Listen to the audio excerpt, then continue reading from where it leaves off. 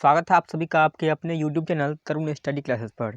दोस्तों, इस वीडियो में हम जो कि एसएससी के लिए विशेषकर जो कि एमटीएस और सीएचएसएल के एग्ज़ाम के लिए जो कि आपको प्रीवियस ईयर का कंप्लीट क्वेश्चन को कवर करवाएंगे जीके जीएस का, जो कि इसका एक आपको अलग से प्लेलिस्ट मिल जाएगा। उस प्लेलिस्ट में आपको जो कि हम यहाँ पर 1997 से लेकर और अब तक के जितने भी एग्ज़ाम हुए हैं तो उन सारे एग्ज़ाम के प्रीवियस ईयर के जीके जीएस को देखेंगे, जो कि आपके आगामी सभी एग्ज़ाम के लिए बहुत ही ज़्यादा महत्वपूर्ण होने वाला है। लेकिन अगर आप एसएससी के एग्ज़ाम की तैयारी कर रहे हैं तो एसएससी के सभी एग्ज़ाम के लिए, चाहे वो एसएससी जीडी का एग्ज़ाम दे रहे हो, एसएससी सीएचएसएल हो, एमटीएस हो जाए, या फिर यहाँ पर जो कि सीजीएल तक के एग्ज़ाम को, इस आपको जितने भी यहाँ पर क्वेश्चन मैं करवाऊँगा वो सारे बहुत ही ज़्यादा महत्वपूर्ण रहने वाले हैं। तो इस वीडियो को आप लोग कंप्लीट देखिएगा, अपने सभी दोस्तों में शेयर करिएगा, और चैनल पर अगर पहली बार विजिट कर रहे हैं तो चैनल को सब्सक्राइब करके और आने वाले बेल नोटिफिकेशन को भी ऑन कर लीजिएगा, जिससे कि हर वीडियो की नोटिफिकेशन आपको सबसे पहले पहुंच पाए।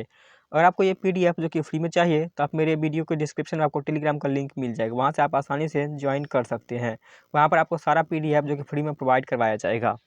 चलिए शुरू करते हैं आज के इस वीडियो को, जो कि हम प्राचीन भारत का इतिहास के बारे में हम आज जानेंगे, और इसमें अब हम टाइप ए और टाइप 2 के क्वेश्चन को देखेंगे, और अगली वीडियो में जो कि यहाँ पर टाइप 3 और फिर टाइप 4 के क्वेश्चन को हम देखेंगे, जो कि अगली वीडियो में। तो आप तो इसके लिए, यानी कि इस वीडियो को देखने के लिए चैनल को सब्सक्राइब कर लीजिएगा, और साथ साथ इसी तरीके हम क्योंकि साइंस के भी सारे टॉपिक को कवर करेंगे चैप्टर वाइज चैप्टर। तो चलिए शुरू करते हैं आज के इस क्लास को, और यहाँ पर 1997 से 2010 तक के इस वीडियो में हम देखेंगे, क्योंकि यहाँ पर ये जो कि टाइप 1 होगा इसका, सॉरी टाइप 1 और टाइप 2 होगा इसमें। तो चलिए देखते हैं पहला क्वेश्चन जो कि आपके सामने स्क्रीन पर दिखाई दे रहा है। आप लोग वीडियो को रोक करके और आंसर कमेंट करने का प्रयास करिएगा, ताकि आपको इससे अधिक से अधिक क्वेश्चन याद हो जाएगा। तो पहला क्वेश्चन जो कि आपके सामने यहाँ पर दिखाई दे रहा है कि पुरालेख विद्या का अभिप्राय क्या है। दोस्तों, इसका जो कि राइट आंसर हो जाएगा शिलालेखों का अध्ययन, जिसको पुरालेख विद्या कहा जाता है। इसे आप याद रखिएगा, काफ़ी आसान क्वेश्चन है, लेकिन ये क्वेश्चन भी कई बार एग्जाम में पूछा गया है। चलिए अगला प्रश्न यहाँ पर देखते हैं, क्वेश्चन नंबर 2 यहाँ पर, कि सिंधु घाटी सभ्यता की मुख्य विशेषताएं क्या थी। तो आप सभी भी आंसर करने का कोशिश कीजिएगा। तो इसकी जो मुख्य विशेषता क्या थी, तो यहाँ पर जो कि व्यवस्थित शहरी जीवन इसका मुख्य विशेषता था। अगला प्रश्न देखिए, क्वेश्चन नंबर 3 यहाँ पर, कि देवी माता की पूजा संबंधित थी, तो ये किससे संबंधित थी। तो याद रखिएगा, देवी माता की जो पूजा संबंधित थी तो ये सिंधु घाटी सभ्यता से संबंधित थी। ये सारे प्रश्न दोस्तों देख सकते हैं, ये पूछा गया प्रश्न, यानी कि ये सारे प्रश्न जो कि प्रीवियस ईयर के एग्जाम में पूछा गया है। इसे आप लोग ध्यान से देखिएगा, क्योंकि आगामी एग्जाम में भी इसी तरीके के प्रश्न आपके एग्जाम में पूछे जाएंगे। चौथा प्रश्न यहाँ पर देखिएगा, कि मोहनजोदड़ो में सबसे बड़ा भवन कौन सा है। तो मोहनजोदड़ो में जो सबसे बड़ा भवन है वो यहाँ पर याद रखिएगा, ये धान्यागार हो जाएगा, जो कि मोहनजोदड़ो में सबसे बड़ा भवन है, याद रखिएगा। और इसकी लंबाई कितनी है, चौड़ाई कितनी है, ये भी एग्जाम में आपसे कई बार अगर पूछ लिया जाता है तो याद रखिएगा, इसकी लंबाई जो है वो यहाँ पर 45.71 इतना ये लंबाई है। और यहाँ पर इसकी चौड़ाई की अगर बात करें तो ये 15.23 ये इसकी चौड़ाई है, मीटर में, याद रखिएगा। ये सब लंबाई और चौड़ाई मीटर में है, इसे भी आप लोग याद रखिएगा। चलिए अगला प्रश्न यहाँ पर देखते हैं, क्वेश्चन नंबर 5 यहाँ पर, कि निम्नलिखित विद्वानों में से हड़प्पा सभ्यता का सर्वप्रथम खोजकर्ता कौन था। ये क्वेश्चन भी काफ़ी इंपॉर्टेंट है, तो याद रखिएगा। इसका करेक्ट आंसर जो कि दयाराम साहनी हो जाएंगे। आप सभी कमेंट करके बताइएगा कि हड़प्पा सभ्यता की खोज कब हुई। ये प्रश्न आप लोगों के लिए रहा, कमेंट जरूर करिएगा, और साथ साथ आपको ये वीडियो कैसा लग रहा है ये भी कमेंट में मुझे बताइएगा, ताकि आप लोग को अगर इसमें कुछ और भी आपको यहाँ पर इम्प्रूव करना चाहते हैं तो आप मुझे बता सकते हैं, अपना सुझाव अवश्य दीजिएगा। चलिए अगला प्रश्न यहाँ पर देखते हैं, क्वेश्चन नंबर 6 यहाँ पर। तो क्वेश्चन नंबर 6 यहाँ पर आपके सामने दिखाई दे रहा है, आंसर करने की कोशिश करिएगा, कि किस स्थान पर हड़प्पन समय के रथ की एक प्रतिमा प्राप्त हुई थी। तो क्वेश्चन नंबर 6 के लिए यहाँ पर राइट आंसर जो हो जाएगा ऑप्शन नंबर 3 यहाँ पर, जो कि दैमाबाद हो जाएगा। सभी आंसर करने की कोशिश जरूर करिएगा, याद रखिएगा। चलिए अगला प्रश्न देखते हैं, क्वेश्चन नंबर 7 यहाँ पर, कि किस जिले में मोहनजोदड़ो स्थित है। तो याद रखिएगा, मोहनजोदड़ो जो है वो किस जिले में स्थित है, तो ये लरकाना जिले में स्थित है, याद रखिएगा। चलिए आगे यहाँ पर देखते हैं, क्वेश्चन नंबर 8 यहाँ पर, कि भारतीय शासन के प्रतीक ये शब्द सत्यमेव जयते निम्नलिखित में किस ग्रंथ से लिए गए हैं। तो याद रखिएगा, सत्यमेव जयते जो लिया गया है वो उपनिषद से लिया गया। कौन से उपनिषद है, तो मुंडको उपनिषद, याद रखिएगा। इसका अर्थ क्या होता है, कई बार आपके पुलिस सब के एग्जाम जो होता है उसमें आपसे पूछ लिया जाता है कि सत्यमेव जयते का अर्थ क्या होता है, ये भी याद रखिएगा, सत्य की विजय होती है, यही हमेशा याद रखिएगा। इसका अर्थ कई बार एग्जाम में आपसे पूछ लिया जाता है। चलिए आगे प्रश्न यहाँ पर देखते हैं, ये देख लीजिए कि कितना बार ये प्रश्न जो कि पूछा गया है। हर बार ये क्वेश्चन लगभग पूछा गया है, और यहाँ पर लगभग सीजीएल तक के एग्जाम में पूछा गया है प्रश्न, याद रखिएगा। अगला प्रश्न यहाँ पर देखिए क्वेश्चन नंबर 9 यहाँ पर कि भारत में स्वर्ण व्यवस्था किस लिए बनाई गई थी। तो भारत में स्वर्ण व्यवस्था जो बनाई गई थी, याद रखिएगा, तो यहाँ पर व्यावसायिक श्रम विभाजन के लिए बनाई गई थी श्रम व्यवस्था को। चलिए अगला प्रश्न देखते हैं क्वेश्चन नंबर 10 यहाँ पर कि भारतीय संगीत का उद्गम किस में खोजा जा सकता है।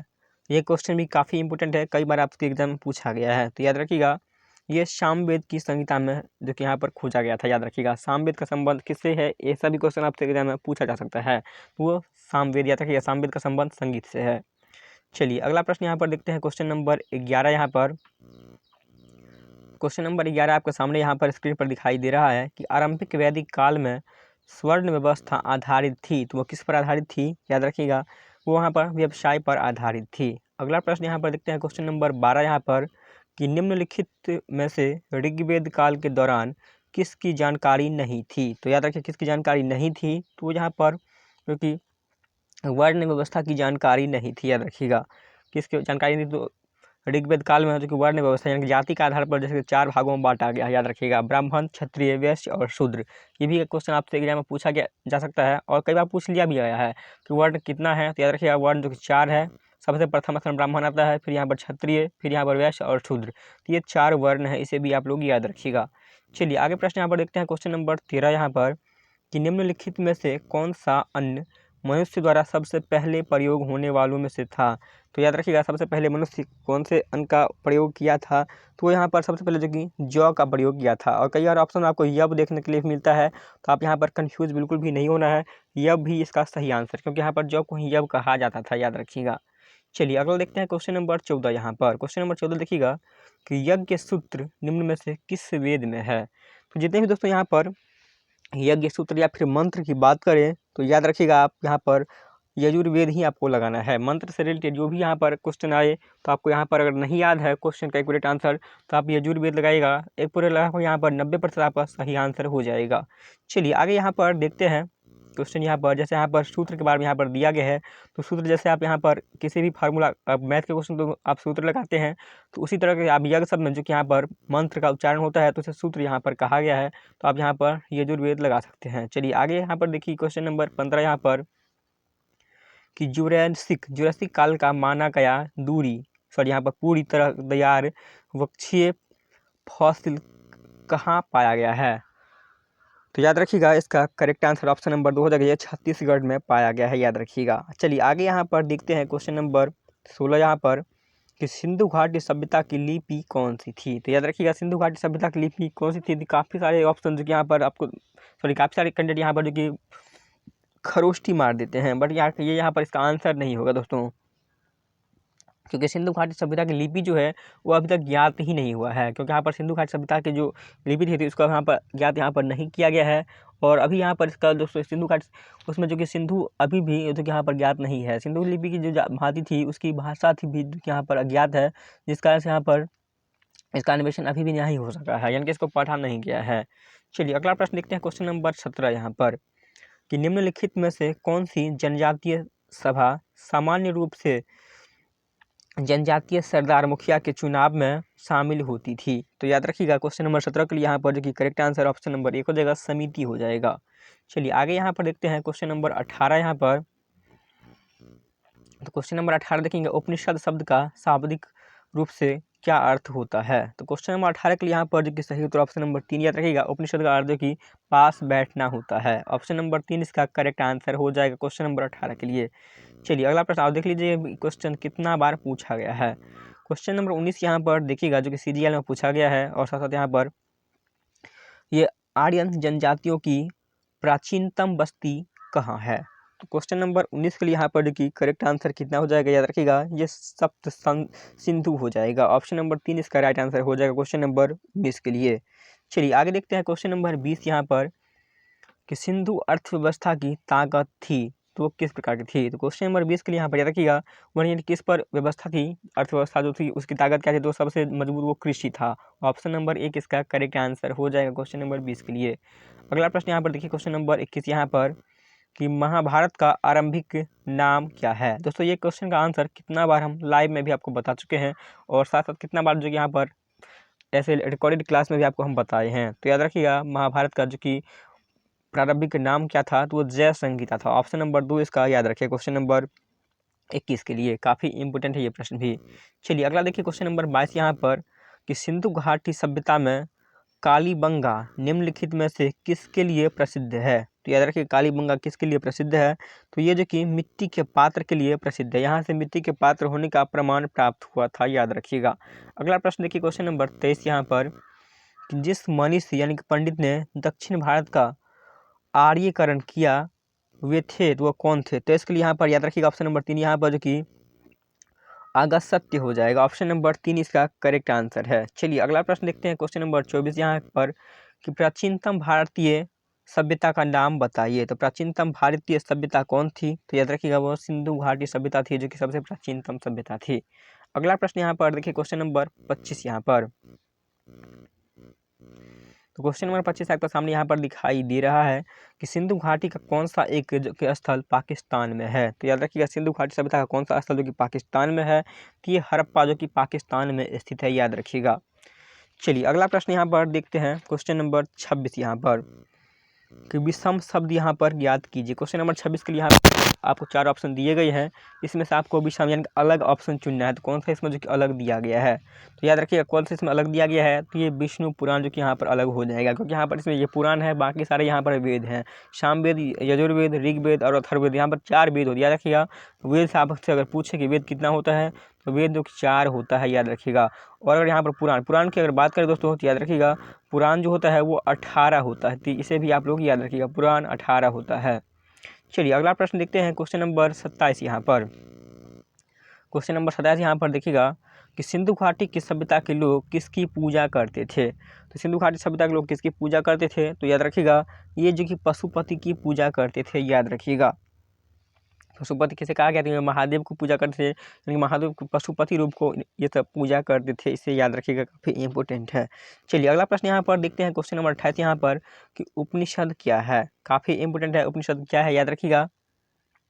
तो उपनिषद जो कि हिंदू दर्शन का स्रोत है, याद रखिएगा। उपनिषद मूल जो कि पाठों का एक संग्रह है, इसमें हिंदू तत्व की कुछ मुख्य दार्शनिक अवधारणाओं को शामिल किया गया था, याद रखिएगा। और इन अवधारणाओं को जो कि सामान्य वेदांत के रूप में निर्दिष्ट किया जाता था। इसकी व्यवस्था अंतिम अध्याय वेद के भागों का या महान वस्तु के वेद उपदेश से मिलता है, इसका याद रखिएगा। चलिए आगे प्रश्न यहाँ पर देखिए, जो कि यहाँ पर मिलान करने वाला है, यानी कि आपको ऑप्शन को यहाँ पर जो कि सही बताना है कौन सा ऑप्शन इसमें सही है। मैं यहाँ पर क्वेश्चन देख लीजिएगा ध्यान से।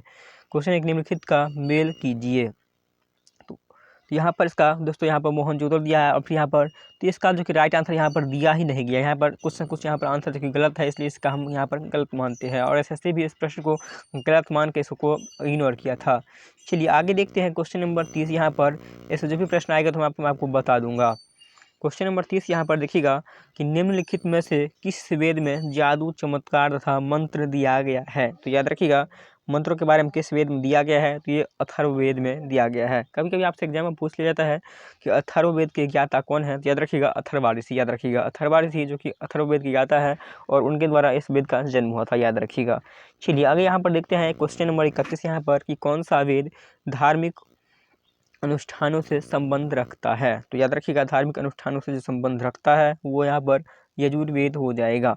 चलिए आगे प्रश्न यहाँ पर देखते हैं क्वेश्चन नंबर 32 यहाँ पर कि सिंधु घाटी सभ्यता में धौलावीरा निम्नलिखित में से किसके लिए प्रसिद्ध है। तो याद रखिएगा धौलावीरा जो कि किसके लिए प्रसिद्ध है, तो ये जो कि जल संरक्षण के लिए धौलावीरा प्रसिद्ध था, याद रखिएगा। चलिए अगला प्रश्न यहाँ पर देखते हैं क्वेश्चन नंबर 33 यहाँ पर। तो क्वेश्चन नंबर 33 जो कि आपके सामने यहाँ पर दिखाई दे रहा है कि गौतम बुद्ध ने महापरिनिर्वाण कहाँ किया था। ये क्वेश्चन भी काफ़ी ज़्यादा इंपॉर्टेंट है, ये क्वेश्चन कई बार आपसे एग्जाम में पूछ लिया गया है। तो याद रखिएगा ये कुशीनगर में जो कि महापरिनिर्वाण किया गया था, याद रखिएगा। और बौद्ध धर्म के अनुयायियों का मानना था कि गौतम बुद्ध ने अपनी मृत्यु के बाद जो कि उत्तर प्रदेश के कुशीनगर में महापरिनिर्वाण प्राप्त किया था। कि कुशीनगर कहाँ है, ये उत्तर प्रदेश में, याद रखिएगा। और वर्तमान में कुशीनगर को जो कि पूर्व बुद्ध काल में जो कुशावती और उत्तर बुद्ध काल में कुशीनारा के साथ चिन्हित किया गया था, इसे भी आप लोग याद रखिएगा। और इनकी मृत्यु के बाद कितने जनपदों में बंट गया, आपसे ये भी पूछा गया है, या कभी कभी आपसे एग्जाम में पूछ लिया जाता है कि कितने गंधर्व में जो कि यहाँ पर ये बंट गया था, याद रखिएगा। तो ये 16 महाजनपदों में विभाजित हो गया था बौद्ध धर्म, याद रखिएगा। चलिए अगला प्रश्न यहाँ पर देखते हैं, क्वेश्चन नंबर 34 यहाँ पर कि ऋग्वेद में सबसे प्रमुख देवता कौन है। तो याद रखिएगा ऋग्वेद में सबसे प्रमुख देवता कौन है, तो सबसे जो प्रमुख देवता है वो इंद्र है ऋग्वेद में, याद रखिएगा। अगला प्रश्न यहाँ पर देखिए, क्वेश्चन नंबर 35 यहाँ पर कि वैदिक काल में 8 प्रकार के विवाह प्रचलित थे, इसमें से कौन जो कि प्रेम विवाह था, याद रख। तो ये क्वेश्चन काफ़ी इंपॉर्टेंट है, लगभग आप सभी लोगों को याद होगा। तो ये गंधर्व विवाह को जो कि यहाँ पर प्रेम विवाह कहा गया था। 8 प्रकार के जो कि विवाह प्रचलित था उस टाइम पे, तो उसमें ये गंधर्व विवाह को प्रेम विवाह, जिसको हम लव मैरिज कहते हैं, तो वो यहाँ पर था। चलिए आगे यहाँ पर देखते हैं, क्वेश्चन नंबर 36 यहाँ पर कि मोहनजोदड़ो और हड़प्पा के अवशेष संकेत देते हैं कि ये शानदार और योजनागत अच्छी तरह से बनाई गई थी। तो वो किस तरीके से बनाई और कौन सी नगरें बनाई गई थी, तो याद रखिएगा इसका करेक्ट आंसर वो कि व्यापारिक नगरें थी, याद रखिएगा। चलिए अगला प्रश्न यहाँ पर देखते हैं, क्वेश्चन नंबर 37 यहाँ पर कि निम्नलिखित में से कौन सा वेद वेदयात्री का भाग नहीं है। 3 वेद को मिलाकर, याद रखिएगा 3 वेदों को मिलाकर जो कि वेदयात्री बनाई गई थी, जिसमें कौन सा वेद शामिल नहीं था, तो वो साम वेद शामिल नहीं था, याद रखिएगा। ऑप्शन नंबर 3 यहाँ पर correct answer, sorry option number 4 यहाँ पर ये अथर्ववेद है, याद रखिएगा। अथर्ववेद जो कि इसमें शामिल नहीं था, याद रखिएगा। चलिए आगे प्रश्न यहाँ पर देखते हैं, क्वेश्चन नंबर 38 यहाँ पर कि किस नदी के निकट ऋग्वेद सभ्यताएं, यानी कि ऋग्वैदिक सभ्यताएं सबसे अधिक स्थित थी। तो याद रखिएगा वो यहाँ पर सरस्वती नदी के किनारे, ऑप्शन नंबर 2 यहाँ पर सही आंसर हो जाएगा। अगला प्रश्न देखिए, क्वेश्चन नंबर 39 यहाँ पर कि हड़प्पाई स्थल मांडा किस नदी के किनारे स्थित था। तो याद रखिएगा हड़प्पा यानी मांडा किस नदी के किनारे स्थित था, तो इसका करेक्ट आंसर ऑप्शन नंबर 1 हो चेनाब हो जाएगा। चलिए अगला प्रश्न यहाँ पर देखते हैं, क्वेश्चन नंबर 40 कि ऋग्वेद का कौन सा मंडल पूर्णतः सोम को समर्पित था। तो याद रखिए कौन सा मंडल जो पूर्णतः सोम को समर्पित था, तो ऋग्वेद का 8वां मंडल जो था वो पूर्णतः सोम देवता को समर्पित था, याद रखिएगा। चलिए अगला प्रश्न यहाँ पर देखते हैं कि निम्नलिखित में से किस हड़प्पा केंद्र के बारे में माना जाता है कि मेसोपोटामिया के साथ सीधा समुद्री व्यापार था। तो इसका करेक्ट आंसर जो कि ऑप्शन नंबर 2 हो जाएगा, लोथल हो जाएगा। लोथल कहाँ स्थित है आप लोगों को कमेंट में बताना है, सभी कमेंट में जरूर बताइएगा। और आप जिस क्वेश्चन के बारे में बताएंगे तो उस क्वेश्चन नंबर को देकर और फिर यहाँ पर उसके बारे में थोड़ा डिटेल आप बताइएगा। चलिए आगे यहाँ पर देखते हैं, क्वेश्चन नंबर 42 यहाँ पर क्वेश्चन नंबर 42 जो कि आपके सामने यहाँ पर दिखाई दे रहा है कि निम्नलिखित में से किस हड़प्पा कालीन स्थल से हल्का टेराकोटा प्राप्त हुआ है। तो क्वेश्चन नंबर 42 के लिए यहाँ पर देखिए करेक्ट आंसर ऑप्शन नंबर 2 हो जाएगा, याद रखिएगा बनवाली हो जाएगा। चलिए आगे प्रश्न यहाँ पर देखते हैं, क्वेश्चन नंबर 43 यहाँ पर कि हड़प्पा किस नदी के किनारे पर स्थित है। ये लगभग आप सभी लोगों को पता हुआ इस क्वेश्चन का आंसर, आई होप मुझे लगता है इसका करेक्ट आंसर क्वेश्चन नंबर 43 के लिए जो कि ऑप्शन नंबर 2 यहाँ पर हो जाएगा, रावी नदी के किनारे स्थित है। और इस वीडियो के अंतिम में आपसे एक क्वेश्चन जो कि पूछा जाएगा उसका कमेंट आप सभी लोगों को करना है। चलिए आगे प्रश्न यहाँ पर देखते हैं, क्वेश्चन नंबर 44 यहाँ पर कि कांसे की नर्तकी की मूर्ति निम्नलिखित में से किस सभ्यता में पाई गई थी। तो क्वेश्चन नंबर 44 के लिए यहाँ पर जो कि करेक्ट आंसर ऑप्शन नंबर 2 हो जाएगा, सिंधु घाटी की सभ्यता, ऑप्शन नंबर 2 याद रखिएगा। चलिए अगला प्रश्न दोस्तों देखिए, क्वेश्चन नंबर 45 यहाँ पर क्वेश्चन पूछने का जो कि तरीका एक बदल गया है। यहाँ पर सतु है, जिसको यहाँ पर सिंधु घाटी सभ्यता न पूछकर सतुआ ही पूछा था कि सतुआ किस देश में है। तो याद रखिएगा सतुआ जो कि किस देश में है, काफ़ी इंपॉर्टेंट है ये प्रश्न भी। इसका जो कि करेक्ट आंसर ऑप्शन नंबर 3 याद रखिएगा, अफगानिस्तान में स्थित है, इसे भी आप लोग याद रखिएगा। चलिए अगला प्रश्न यहाँ पर देखते हैं, क्वेश्चन नंबर 46 यहाँ पर कि मोहनजोदड़ो का स्थानीय नाम क्या था। तो याद रखिएगा मोहनजोदड़ो का जो स्थानीय नाम क्या था, तो ये मृतकों का टीला था, ऑप्शन नंबर 3 का जो कि करेक्ट आंसर हो जाएगा, याद रखिएगा। चलिए अगला प्रश्न यहाँ पर देखते हैं, क्वेश्चन नंबर 47 यहाँ पर कि निम्नलिखित में से कौन सी धातु हड़प्पन सभ्यता की नहीं पाई गई थी। याद रखिएगा हड़प्पन सभ्यता से कौन सी धातु जो कि यहाँ पर नहीं पाई गई थी, इसका करेक्ट आंसर ऑप्शन नंबर 4 हो जाएगा, यानी लोहा हो जाएगा। दोस्तों यहाँ पर तांबा, सोना और चांदी का ज्ञान था, लेकिन यहाँ पर लोहा का ज्ञान नहीं था, तो इसलिए यहाँ पर करेक्ट आंसर ऑप्शन नंबर 4 हो जाएगा। अगला प्रश्न यहाँ पर देखिए, क्वेश्चन नंबर 48 यहाँ पर कि निम्नलिखित में से कौन सा वेद प्राचीनतम है। तो सबसे प्राचीनतम वेद कौन है, तो याद रखिएगा सबसे प्राचीनतम वेद जो है वो यहाँ पर ऋग्वेद हो जाएगा। वेद कितने हैं, तो 4 याद रखिएगा, काफ़ी इंपॉर्टेंट है। चलिए अगला प्रश्न यहाँ पर देखिए, क्वेश्चन नंबर 49 यहाँ पर कि भीमबेटका जो कि किसके लिए प्रसिद्ध है। तो याद रखिएगा भीमबेटका की जो गुफाएं हैं वो किसके लिए प्रसिद्ध है, तो ये क्वेश्चन भी काफ़ी इंपॉर्टेंट है। तो ये यहाँ पर गुफा शैल चित्र के लिए जो कि प्रसिद्ध है, ये कहाँ पर स्थित है? तो याद रखिएगा ये मध्य प्रदेश में स्थित है, ये भी याद रखिएगा, काफ़ी इंपॉर्टेंट है। चलिए, और ये कितना वर्ष पुराना है? याद रखिएगा ये लगभग यहाँ पर जो कि 30,000 वर्ष पुराना ये गुफा, याद रखिएगा। भीमबेटका की जो गुफा है मध्य प्रदेश में, जिसकी जो कि यहाँ पर लगभग 30,000 वर्ष ये पुराना गुफा है, याद रखिएगा। चलिए आगे यहाँ पर देखते हैं क्वेश्चन नंबर 50 यहाँ पर। तो क्वेश्चन नंबर 50 जो कि आपके सामने यहाँ पर दिखाई दे रहा है, कमेंट करिएगा इसके लिए, और आप लोग सभी क्वेश्चन का आंसर देने का प्रयास कीजिएगा अपने मन में, और बाद में बताइएगा कि कितना आप इसमें करेक्ट कर पाए हैं। अगला देखिए क्वेश्चन नंबर 50 कि निम्नलिखित में से किस हड़प्पा कालीन स्थल में से एक युग्म सावधान मिला है? तो याद रखिए क्वेश्चन नंबर 50 के लिए यहाँ पर देखिए करेक्ट उत्तर ऑप्शन नंबर 4 हो जाएगा, लोथल से, याद रखिएगा। चलिए अगला प्रश्न यहाँ पर देखते हैं क्वेश्चन नंबर 51 यहाँ पर कि सिंधु घाटी जो कि 4 बड़ी प्राचीन शहरी सभ्यताओं का गृह था, तो निम्नलिखित में से कौन सा जो कि उनमें से एक नहीं है? तो याद रखिए ऑप्शन नंबर 3 जो कि इसका करेक्ट हो जाएगा, ये रूस हो जाएगा। क्वेश्चन नंबर 51 के यहाँ पर ऑप्शन नंबर 3 याद रखिएगा। चलिए आगे यहाँ पर देखिए क्वेश्चन नंबर 52 यहाँ पर कि योरवे कल्चर जो कि एक चालकोलिथिक पुरातात्विक स्थल था, जो वर्तमान समय में निम्नलिखित में से किस भारतीय राज्य में स्थित है? तो याद रखिए ये किस भारतीय राज्य में स्थित है? ये जो कि आप महाराष्ट्र राज्य में स्थित है, याद रखिएगा। और इसकी संस्कृति का आरंभ कब हुआ था? तो याद रखिएगा जो कि यहाँ पर 1400 से लेकर और 1000 ईसा पूर्व तक, याद रखिएगा 1400 से लेकर 1000 ईसा पूर्व तक जो कि इसका विकास हुआ था, याद रखिएगा। चलिए अगला प्रश्न यहाँ पर देखते हैं क्वेश्चन नंबर 53 यहाँ पर कि निम्नलिखित में से सिंधु घाटी सभ्यता का एक बंदरगाह शहर कौन सा था? तो बंदरगाह वाला जो शहर था सिंधु घाटी सभ्यता का, वो कौन सा शहर था? तो याद रखिएगा कि वो वहाँ पर लोथल था, जो कि एक बंदरगाह वाला शहर था।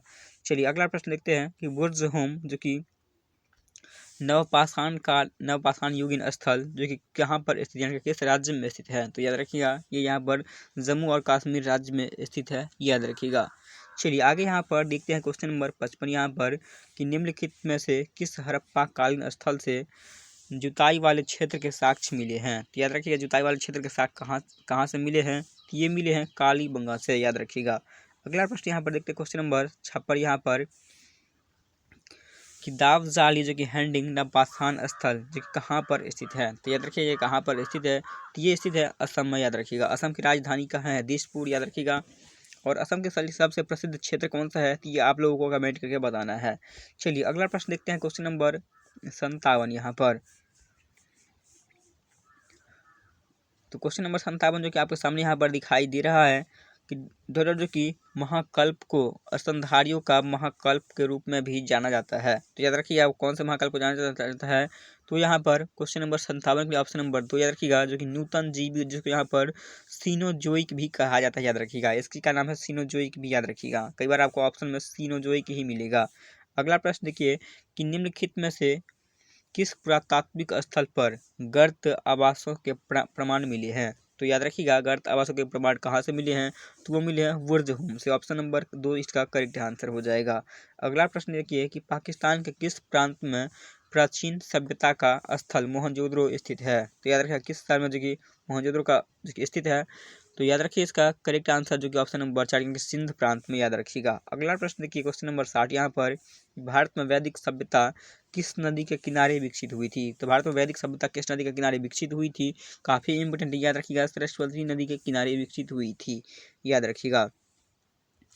चलिए आगे यहाँ पर देखते हैं क्वेश्चन नंबर 61 यहाँ पर कि वेदांगों के संदर्भ में निम्नलिखित शब्दों में से कौन सा शब्द के अनुष्ठान को दर्शाता है? तो याद रखिएगा अनुष्ठान को कौन सा शब्द दर्शाता है वेदांगों के संदर्भ में? तो इसका करेक्ट आंसर ऑप्शन नंबर 2 कल्प, याद रखिएगा, जो कि यहाँ पर वेदांगों के संदर्भ में दर्शाता है, अनुष्ठानों के शब्द को दर्शाता है, याद रखिएगा। चलिए अगला प्रश्न देखते हैं क्वेश्चन नंबर 62 यहाँ पर कि निम्नलिखित में से किस नदी को वैदिक काल में पुरुषनी नदी, याद रखिए पुरुषनी नदी किस नदी का नाम था? तो हमने आपको कई बार बताया, याद रखिएगा। ये क्वेश्चन भी काफ़ी ज़्यादा इंपॉर्टेंट है कि रावी नदी को ही पुरुषनी नदी के नाम से जानते थे, याद रखिएगा। अगला प्रश्न देखिए क्वेश्चन नंबर 63 यहाँ पर कि हड़प्पा सभ्यता की खोज सर्वप्रथम किस वर्ष में हुई थी? तो याद रखिएगा हड़प्पा सभ्यता की खोज सर्वप्रथम जो हुई थी वो हुई थी 1921 ईस्वी में, याद रखिएगा। चलिए अगला प्रश्न यहाँ पर देखते हैं क्वेश्चन नंबर 64 कि निम्न में से कौन सा राजस्थान राज्य में स्थित एक परिपक्व चरण हड़प्पा स्थल है? तो याद रखिएगा 64 के लिए यहाँ पर ऑप्शन नंबर 2 इसका करेक्ट कालीबंगा हो जाएगा। आगे यहाँ पर देखिए क्वेश्चन नंबर 65 यहाँ पर क्वेश्चन में अपना आंसर देखिएगा कि ऋग्वेद को जो कि पुस्तकों या अनुमंडलों में विभाजन कितने पुस्तकों या कितने मंडलों में जो कि विभाजित किया गया। याद रखिएगा ऋग्वेद को जो कि 10 मंडलों में विभाजित किया था, याद रखिएगा। चलिए अगला प्रश्न यहाँ पर देखते हैं, क्वेश्चन नंबर 66 यहाँ पर कि निम्नलिखित में से कौन सा सी विशेषता बौद्ध धर्म को जैन धर्म से पृथक करती है। तो चलिए यहाँ पर देखते हैं, पहला ऑप्शन यहाँ पर दिया गया है कि जीवित प्राणियों के प्रति अहिंसा, बिल्कुल यहाँ पर सही है। दूसरा ऑप्शन ने दिया है कि आचरण और आत्मनिर्वाण का चरम स्वरूप, ये भी यहाँ पर दोस्तों सही दिया गया है। सॉरी यहाँ पर ऑप्शन नंबर ये पहला यहाँ पर 2 यहाँ पर से आचरण और आत्मनिर्वाण का जो कि चरम स्वरूप दिया, ऑप्शन नंबर 2 यहाँ पर सही आंसर है। चलिए अगला प्रश्न यहाँ पर देखते हैं, क्वेश्चन नंबर 67 यहाँ पर कि सुरकोटदा जो कि पुरातात्विक स्थल किस राज्य में स्थित है। तो याद रखिएगा जो कि सुरकोटदा किस राज्य में स्थित है, याद रखिएगा। इसका करेक्ट आंसर ऑप्शन नंबर 4 यहाँ पर गुजरात राज्य में स्थित है, याद रखिएगा। चलिए आगे यहाँ पर देखते हैं, क्वेश्चन नंबर 68 यहाँ पर एक व्यक्ति का वैदिक दृष्टिकोण और समाज से उसका संबंध जीवन के 4 उद्देश्यों से निर्धारित होता है। निम्न में से कौन सा जो कि इन उद्देश्यों में से एक नहीं है। तो याद रखिएगा इसका करेक्ट आंसर जो ऑप्शन नंबर 1 हो जाएगा, सिद्धि हो जाएगी, याद रखिएगा। चलिए सिद्धि का दोस्तों अर्थ क्या होता है, कई बार आपसे अगर पूछ ले यहाँ पर जो कि यहाँ पर साधना होता है, याद रखिएगा। चलिए अगला प्रश्न देखते हैं, क्वेश्चन नंबर 69 यहाँ पर कि वैदिक ऋचाओं के मुख्य संग्रह को कहा जाता है। तो क्या कहा जाता है, वैदिक ऋचाओं के मुख्य संग्रह को क्या कहा जाता है। तो याद रखिएगा यहाँ पर संगीता कहा जाता है, ऑप्शन नंबर 3 इसका करेक्ट आंसर हो जाएगा। आगे यहाँ पर क्वेश्चन नंबर 70 यहाँ पर ऋग्वेद में ऋषि विश्वामित्र और देवी के रूप में पूजी जाने वाली 2 नदियों के बीच संवाद के रूप में एक भजन है, ये कौन सी नदियाँ हैं। तो याद रखिए ये कौन सी नदियाँ हैं। तो यहाँ पर जो कि व्यास और सतलज नदी हो जाएगी, याद रखिएगा। ऑप्शन नंबर 4 यहाँ पर किसका करेक्ट आंसर हो जाएगा, व्यास और सतलज नदियाँ। अगला प्रश्न यहाँ पर देखिएगा कि सेल्ट जो कि एक नवपाषाण कालीन है, तो क्या है सेल्ट क्या है। तो याद रखिएगा सेल्ट जो कि एक प्रकार का उपकरण है, ऑप्शन नंबर 3 जो कि इसका करेक्ट आंसर हो जाएगा, याद रखिएगा। दोस्तों आज के इस वीडियो में हम केवल टाइप 1 के ही देखेंगे प्रश्न, क्योंकि यहाँ पर टाइप 2 अगर इस वीडियो में कवर करेंगे तो वीडियो बहुत ज़्यादा लंबा हो जाएगा और शायद आप लोग भी बोरिंग यहाँ पर महसूस करने लगे। तो आज के इस वीडियो में बस इतना ही, मिलते हैं अगली वीडियो में, तब तक इसके लिए चैनल को सब्सक्राइब कर लीजिएगा। और अगर आपको ये फ्री PDF चाहिए तो आप टेलीग्राम चैनल को ज्वाइन कर लीजिएगा, जहाँ पर आपको ये फ्री PDF मिल जाएगा।